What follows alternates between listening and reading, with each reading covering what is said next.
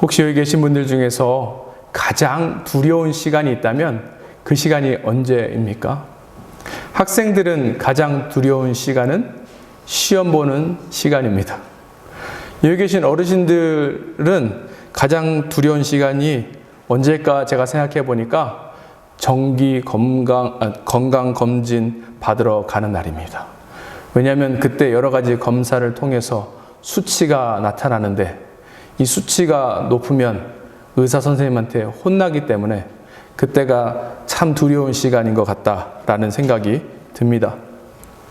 검사 수치는 우리에게 경고를 주고 주의를 주는 거예요. 계속 이렇게 하면 건강이 나빠집니다. 삶의 어려움이 찾아옵니다. 라는 신호를 주는 것입니다.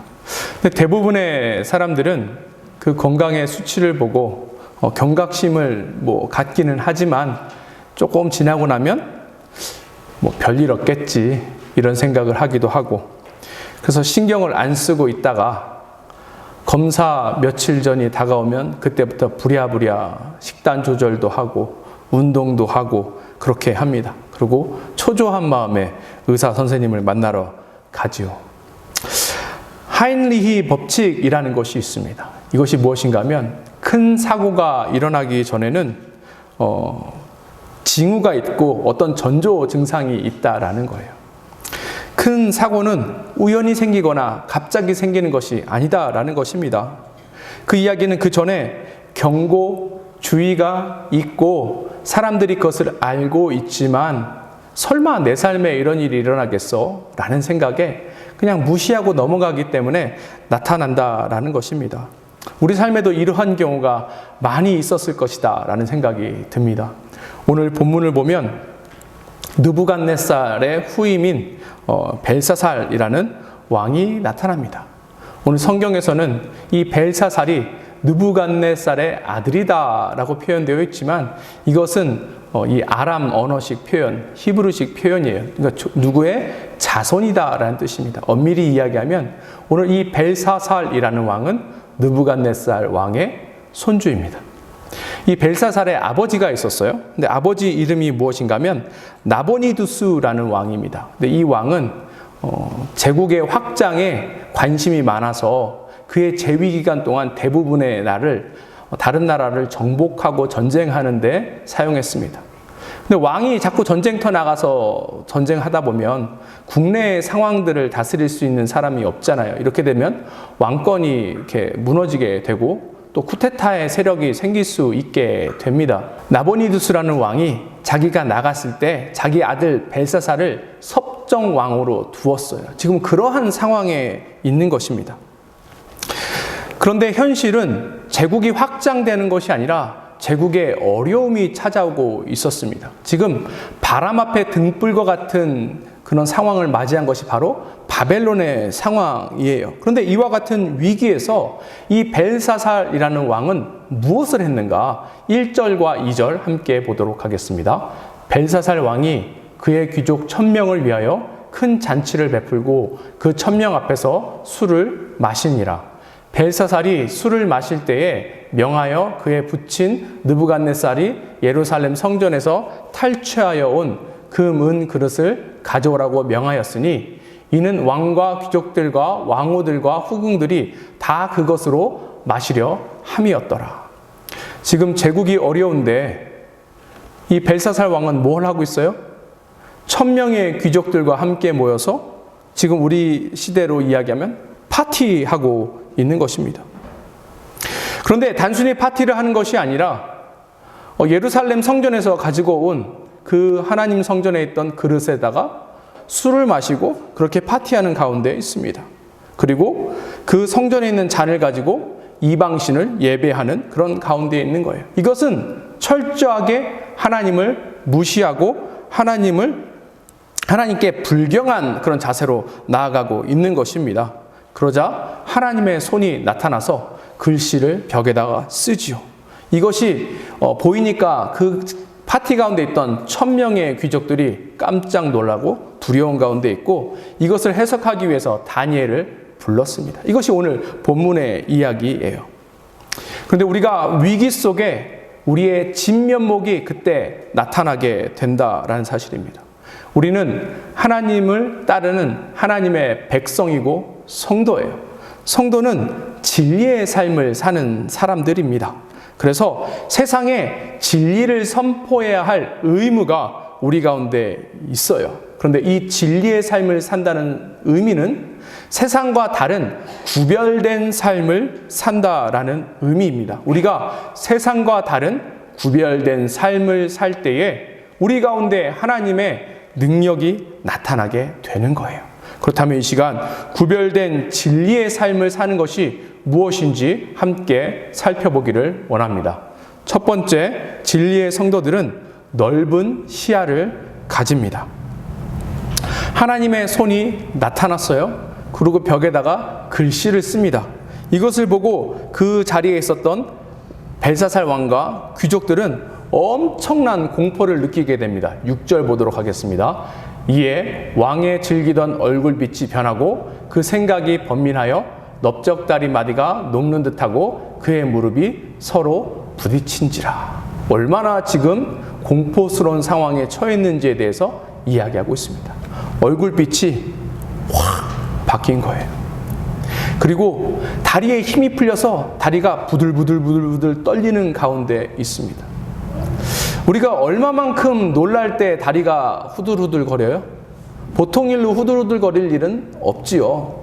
엄청난 공포가 찾아왔다라는 것을 의미하고 있습니다. 그도 그럴 것이 갑자기 손이 나타나서 벽에다가 글씨를 쓰면 그것 보고 놀라지 않을 사람이 없지요.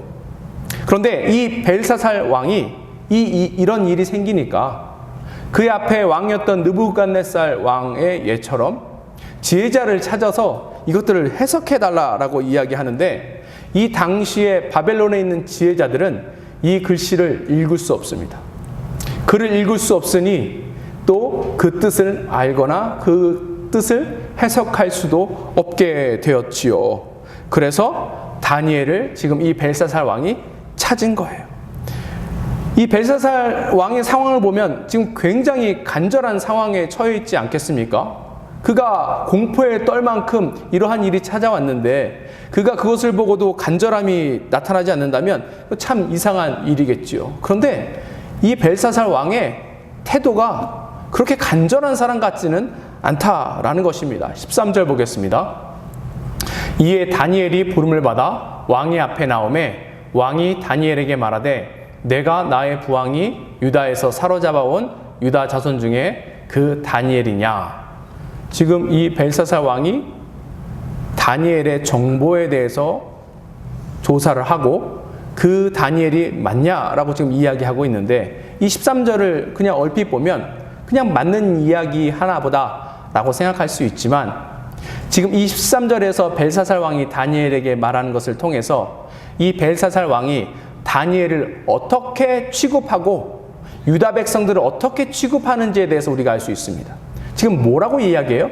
네가 내 부왕이 유다에서 사로잡아 온 유다 자손 중에 하나냐라고 물어보고 있습니다. 그 의미는 뭐예요?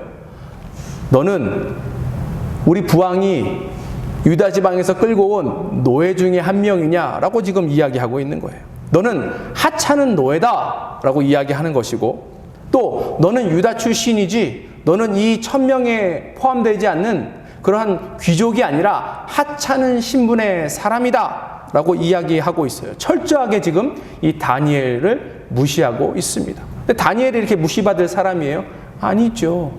다니엘은 느부갓네살 왕이 통치할 때에 가장 높은 곳까지 올라갔던 사람이거든요. 근데 그 사람을 지금 벨사살이 이와 같이 취급하고 있는 것입니다. 즉 이렇게 이야기하는 이유가 무엇인가 하면 자신의 권위가 다니엘보다 훨씬 더 높을 뿐만이 아니라 다니엘의 인생을 좌지우지할 수 있는 사람이 나다라고 지금 벨사살 왕이 다니엘에게 이야기하고 있는 것입니다. 사실 이것이 당시 유대인들의 처지였다라고 합니다.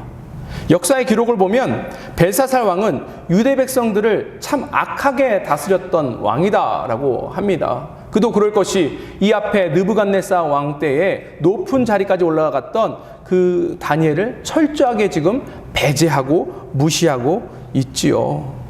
그렇다면 이 유다 백성들, 이 당시에 살고 있던 유다 백성들의 그 마음은 어떨까요? 이 모든 고난과 굴레에서 벗어나려고 노력하지 않았겠습니까? 제가 어렸을 때 들었던 이야기 중에 가장 충격적인 이야기가 있는데 그것이 무엇인가 하면, 억울하면 뭐 하래요? 출세하라.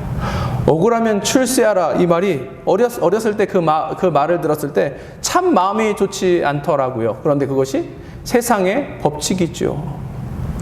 성공하면 좋은 취급받을 수 있습니다. 잘 나가면 대우받을 수 있어요. 사회의 높은 권력, 명예, 부 이런 것들 가지고 있으면요, 어디를 가든지 대우받고 상석에 앉고 그럽니다. 사람들이 그것을 많이 원하지요.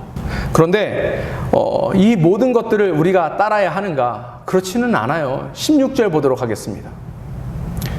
내가 내게 대하여 들은즉 너는 해석을 잘하고 의문을 푼다 하도다. 그런즉 이제 내가 이 글을 읽고 그 해석을 내게 알려주면 내게 자주색 옷을 입히고 금사슬을 내 목에 걸어주어 너를 나라의 셋째 통치자로 삼으리라 하니.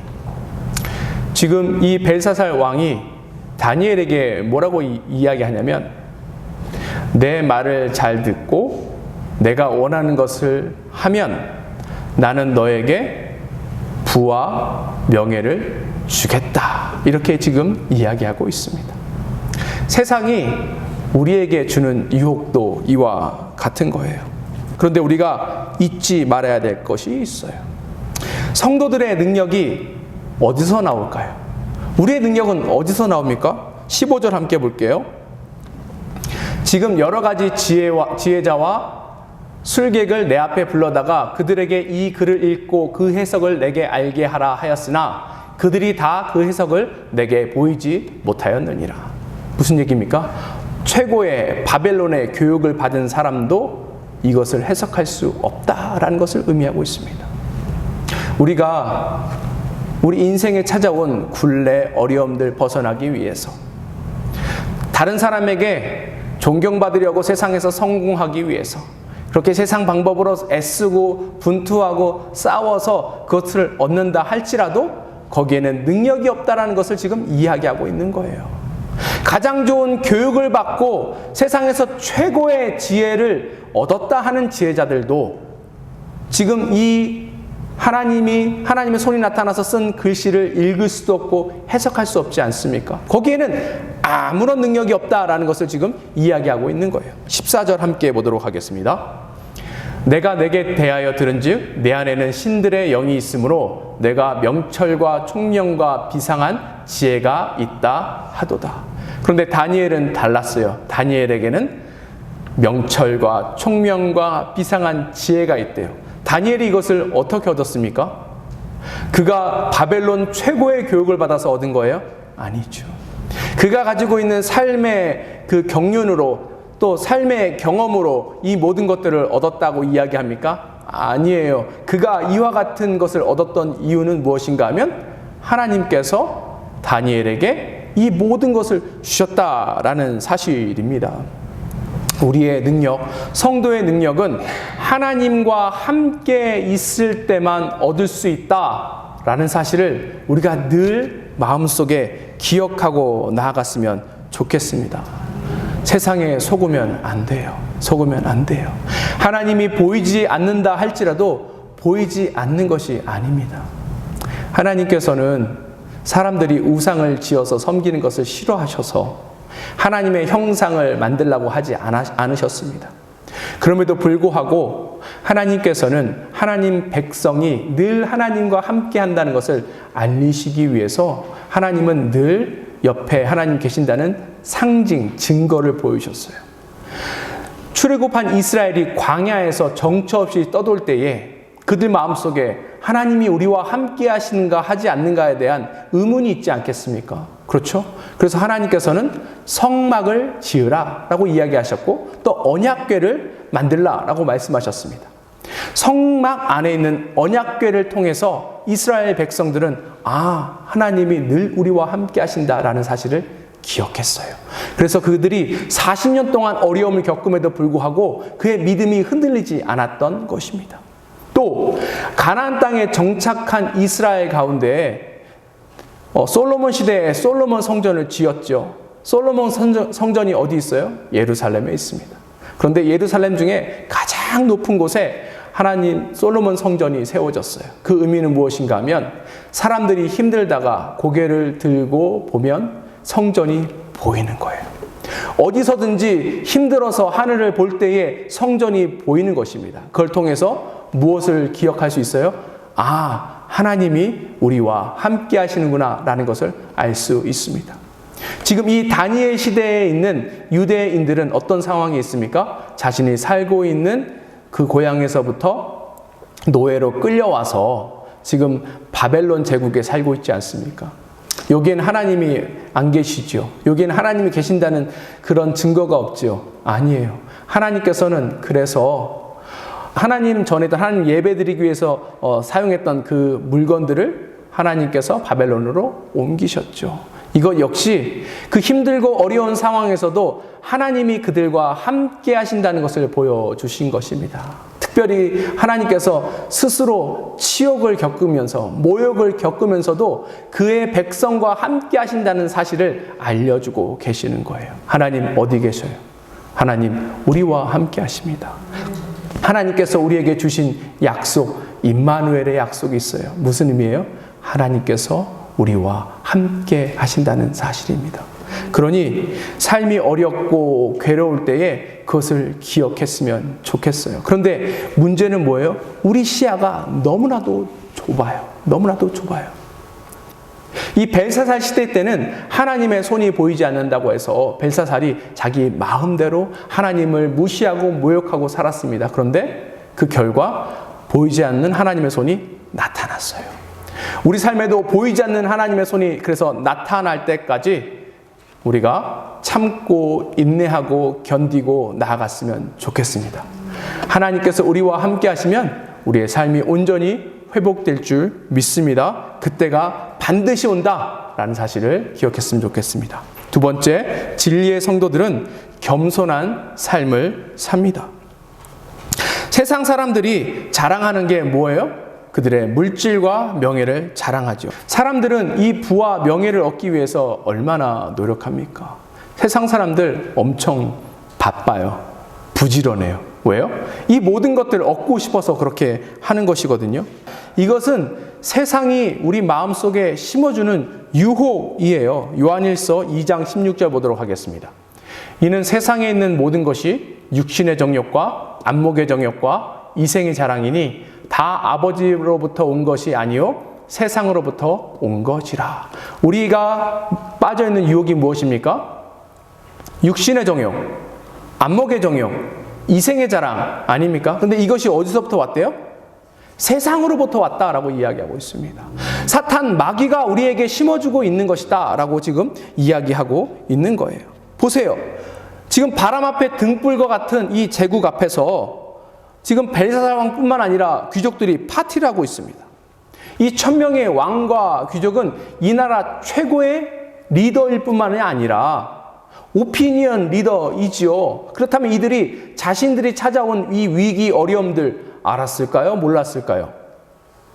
알 수 있었죠. 그럼에도 불구하고 파티하고 있는 거예요. 지금 이들의 제국에, 이들의 삶에 빨간 경고등이 켜 있음에도 불구하고 이들은 계속해서 파티하고 있어요. 왜 그런가? 그 이유와 원인에 대해서 우리가 알 수 있습니다. 1장 2절 함께 보도록 하겠습니다. 다니엘서 1장 2절이에요. 주께서 유다왕 여호야김과 하나님의 전 그릇 얼마를 그의 손에 넘기심에 그가 그것을 가지고 신할 땅 자기의 신들의 신전에 가져다가 그 신들의 보물창고에 두었더라. 하나님의 전에 있는 그릇을 어디다 두었대요? 그들의 신전에 두었는데 이 바벨론 땅이 어디 있다고 지금 이야기합니까? 신할 땅에 있다라고 이야기하고 있습니다. 근데 이 신할이라는 지역의 이름이 오늘 다니엘서에 처음 나오는 거예요? 아니에요. 창세기 11장에 나옵니다. 창세기 11장 2절, 3절, 4절 보도록 하겠습니다. 이에 그들이 동방으로 옮기다가 신할 평지를 만나 거기에 거류하며 서로 말하되 자, 벽돌을 만들어 견고히 굽자 하고 이에 벽돌로 돌을 대신하여 역청으로 진흙을 대신하고 또 말하되 자, 성읍과 탑을 건설하여 그 탑 꼭대기를 하늘에 닿게 하여 우리 이름을 내고 온 지면에 흩어짐을 면하자 하였더니. 어떤 사건이에요? 바벨탑 사건입니다. 바벨탑이 어디에 지어진 거예요? 시날 땅 위에 세워졌습니다. 오늘 나온 바벨론은 어느 땅 위에 있어요? 시날 땅 위에 있는 거예요. 바벨탑 사건이 일어났을 때 그 사람들의 그 생각과 지금 바벨론 제국에 살고 있는 사람들의 생각이 같은 거예요. 지금 그들이 생각하는 가치관이 같습니다. 바벨탑 사건에서 바벨탑을 쌓았던 사람들이 뭘 한 거예요? 철저하게 하나님을 무시하고 배제하고 그 위에 자신의 이름을 세우려고 하는 것이지요. 하나님을 부인하고 거절할 뿐만 아니라 자신의 성공을 자축하고 어떻게 하면 하나님으로부터 독립할까? 하나님의 도움이 필요 없습니다. 우리끼리 잘 먹고 잘 살면 됩니다. 라는 정신, 그 가치관이 지금 공유되어 있는 것입니다. 그렇기 때문에 그들의 처지가 바람 앞에 등불임에도 불구하고 그 위험을 인지하지 못한 거예요. 그리고 그러한 어려움을 스스로 얻게 된 것입니다. 다니엘이 이것을 지금 정확하게 이 바벨론 왕에게 지적하고 있어요. 22절, 23절 보겠습니다. 벨사살이여, 왕은 그의 아들이 되어서 이것을 다 알고도 아직도 마음을 낮추지 아니하고 도리어 자신을 하늘의 주제보다 높이며 그의 성전 그릇을 왕의 앞으로 가져다가 왕과 귀족들과 왕후들과 후궁들이 다 그것으로 술을 마시고 왕이 또 보지도 듣지도 알지도 못하는 금, 은, 구리, 새와 나무, 돌로 만든 신상들을 찬양하고 도리어 왕의 호흡을 주장하시고 왕의 모든 길을 작정하시는 하나님께는 영광을 돌리지 아니한치라. 지금 다니엘이 지적하고 있는 것은 뭐예요? 왜 하나님을 무시하고 스스로를 높이냐라는 것과 왜 하나님의 물건을 가지고 우상 숭배해서 하나님 앞에 하나님을 모욕하느냐라고 이야기하고 있는 것입니다. 그리고 잊지 말아야 될 중요한 사실은 23절 후반부에 뭐라고 이야기하고 있어요? 호흡을 주관하시는 하나님을 왜 잊고 있느냐라고 이야기하고 있습니다.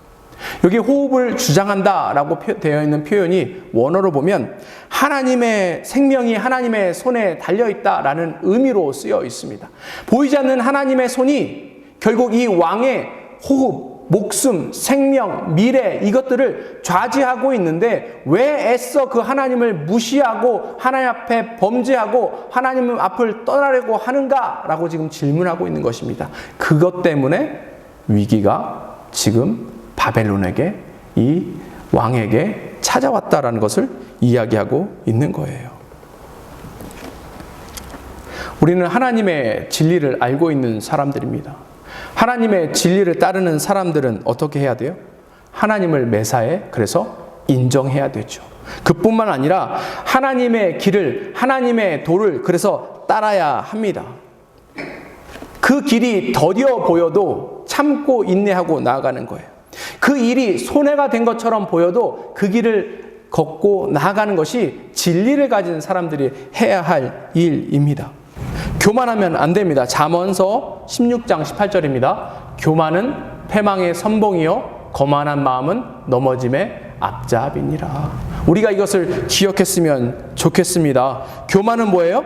하나님과 관계없는 삶을 살려는 게 교만이에요. 하나님으로부터 독립하려고 하는 것이 교만입니다. 그래서 죄 가운데 사는 것이 교만이에요. 그 결과 어떻습니까? 보이지 않는 하나님의 손이 나타나서 그를 심판한다라는 사실입니다. 진리는 뭐예요? 끝까지 주님을 붙잡고 겸손하게 서 나아가는 것입니다. 그때 하나님께서 우리의 삶을 변화시키고 회복시키시는 거예요. 마지막으로 진리의 성도들은 시대를 분별합니다. 다니엘이 마침내 이 벨사살이 원하는 것처럼 그 글을 읽고 해석을 해줍니다. 25절부터 28절까지 볼게요. 기록된 글자는 이것이니 곧 메네 데겔 우바르시니라. 그 글을 해석하건대 메네는 하나님이 이미 왕의 나라의 시대를 세워서 그것을 끝나게 하셨다 하며 데겔은 왕을 저울에 달아보니 부족함이 보였다 하며 베레스는 왕의 나라가 나뉘어서 메대와 바사 사람에게 준바되었다 함이니이다 하니. 요약하면 무슨 말인가 하면 메네는 그 연수가 정해져 있다는 거예요. 때가 되었다라는 것입니다. 데겔은 그 행위에 책임이 있다라는 거예요. 그의 삶이 저울에 달려서 저울의 추가 지금 기울어졌다라는 것을 의미하는 것입니다. 마지막에 베레스의 의미는 무엇인가 하면 그래서 하나님의 심판이 시작되었다라는 뜻을 의미하고 있는 거예요. 근데 이것은 이 벨사살 왕도 그렇고 지금 이 세상도 모르는 진실입니다. 우리의 때가 정해져 있고 우리의 행위에 따라서 하나님께서 심판하시고 그 심판날이 반드시 온다라는 사실을 세상 사람들은 몰라요. 까마득하게 모릅니다. 그런데 어떨 때 보면 성도들도 모르는 것 같아요. 그러니까 세상 사람들과 동일하게 살아갑니다. 세상 사람들은 어떻게 지금 살고 있어요? 오늘 이 바벨론의 이 모습을 보면 심판이 눈앞에 찾아왔음에도 불구하고 지금 밤새서 즐기고 놀지 않습니까? 자기끼리 1000명이 지금 모여서 노는 거예요. 그들 안에 엘리트주의가 있는 거예요. 우리들끼리 권력을 갖고 우리들끼리 즐기고 우리들끼리 다 해먹자. 지금 그렇게 하고 있는 것입니다. 지금 사람들이 유흥을 즐기고 있는 거예요. 술 먹고 흥청, 망청 그렇게 놀고 있는 것입니다. 그리고 이 권력에 취해서 어쩔 줄 몰라 하는 것이 바로 이 세상의 모습인데 잠시 후 어떤 일이 벌어질지 모르고 이렇게 지금 살아가고 있는 것입니다. 마지막 시대도 마찬가지예요. 우리가 살고 있는 이 마지막 때도 사실은 빨간 등이 켜져 있습니다. 그런데 세상은 한결같아요. 노아 홍수 때, 하나님의 심판 때 사람들이 어떻게 살았는가? 마태복음 24장 38절, 39절 보겠습니다. 홍수 전에 노아가 방주에 들어가던 날까지 사람들이 먹고 마시고 장가들고 시집가고 있으면서 홍수가 나서 그들을 다 멸하기까지 깨닫지 못하였으니 인자의 임함도 이와 같으리라. 시집가고 장가가고 이게 잘못된 것입니까? 아니에요. 그것에 대해서 이야기한 것이 아니에요. 지금 이 마태복음에서 예수님께서 이야기하시는 것은 무엇인가 하면 하나님의 때가 있고 하나님의 때가 오고 있음에도 불구하고 사람들은 그것을 깨닫지도 못하고 자신들이 원하는 삶을 계속해서 살고 있다라는 것입니다. 그 끝에 어떻게 되는 거예요? 심판을 맞이하게 되고 영원한 멸망에 처해질 수밖에 없다라는 것을 이야기하고 있는 거예요. 지금도 마찬가지죠. 지금도 마찬가지입니다. 예수님께서 다시 오시면 예수님께서 우리가 한 행위에 따라서 심판하십니다. 우리가 그것을 기억해야 해요. 때가 정해져 있어요. 우리가 한 일에 대해 우리가 그래서 책임을 져야 합니다. 그리고 심판날은 반드시 옵니다. 지금 빨간불이 들어왔어요. Winter is coming. 어떤 드라마에서 위기의 상황을 이렇게 이야기하고 있습니다. Winter is coming. 지금 위기가, 마지막 때가, 심판 때가 오고 있다라는 사실을 우리가 기억했으면 좋겠습니다. 이솝우화 보면 개미와 배짱이 이야기가 나오죠. 개미가 왜 지혜가 있습니까? 개미가 어떻게 그 좋은 날에 배짱이와 같이 그의 삶을 즐기지 않고 곡식을 차곡차곡 모으고 미래를 준비할 수 있었습니까? 개미가 가졌던 지혜는 Winter is coming. 겨울이 온다는 사실을, 빨간 등이 그의 삶 가운데 켜졌다는 사실을 알았기 때문에 그런 거예요. 우리가 애써 모른 척하면 그래서 안 됩니다. 아직 괜찮아 라고 이야기하면 안 돼요. 이 당시에 바벨론에 있던 이 1000명의 귀족들도 그와 같이 생각했을 거예요. 뭐 위험이 있긴 있지만 설마 오늘이 그날이겠냐? 설마 오늘이 그날이겠냐? 그런데 이 성경의 마지막을 보면 어때요? 그날 밤에 메대와 바사에게 이 제국이 빼앗기게 됩니다. 역사를 보면 이 바벨론 왕이 그의 1000명의 귀족들과 함께 흥청망청 파티하고 노는 가운데 메대와 바사의 군사들은 그들의 성을 함락하기 위해서 조금씩 그 성 안에 들어오고 있었다라고 이야기하고 있습니다. 사랑하는 성도 여러분, 우리의 삶을 돌아볼 수 있는 지혜를 가졌으면 좋겠습니다. 우리가 이 시대를 분별할 수 있어야 돼요. Winter is coming. Our Christ is coming. 늘 기억하며 나아갔으면 좋겠습니다. 그래서 우리는 우리의 삶을 하나님의 법에 그래서 달아보아야 하는 거예요. 혹시 하나님 앞에 책망받을 것이 있는지 없는지 늘 살피며 나아가야 하는 것입니다. 그리고 마지막 때에 다니엘과 같이 쓰임받을 수 있는 기회를 달라고 기도해야 합니다. 우리 교회가 라스베가스 가운데 마지막 때 구원의 방주의 역할을 감당할 수 있게 달라고 그래서 우리가 기도해야 해요.